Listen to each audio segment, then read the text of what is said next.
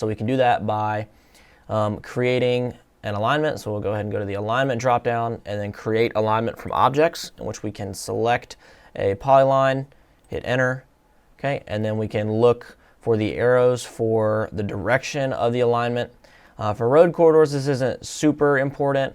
However, I'm just going to prefer to look at our existing profile from the start of our subdivision all the way up into the back. So I'm going to reverse this direction.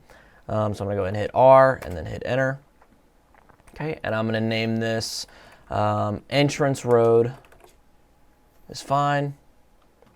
And actually, typically, before we go ahead and create this alignment, typically we're going to do an intersection here at this cul-de-sac, so it might be better to create multiple alignments for these guys. So we're going to go ahead and do repeat this process: alignment, create alignment from objects, select this guy, reverse its direction, okay, and then we'll go ahead and name this guy entrance road, okay, and then the key settings you're going to select in this pop-up menu here is you're going to want to deselect this add curves between tangents.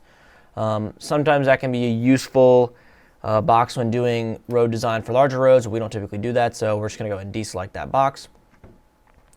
And then the alignment layer, it's fine for the alignment to stay on the layer that it's currently on, which is the CA Site Road Centerline layer. Perfectly fine. The alignment labels can be on a different layer, such that the alignment itself will be an alignment instead of a polyline, but it'll still display just like a regular line whenever we plot if we leave it on this layer, so that's perfectly fine. We'll go ahead and hit OK.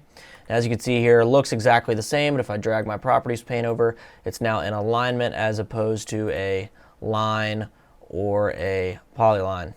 Okay, so for the alignment labels, I'm just going to go ahead and delete all these guys, and then the station labels we're going to leave for now, but we're not going to want those to display on any sheets. I'm also going to delete this design speed label. We're going to leave, again, we're going to leave the station labels for now, but we're not going to leave them permanently.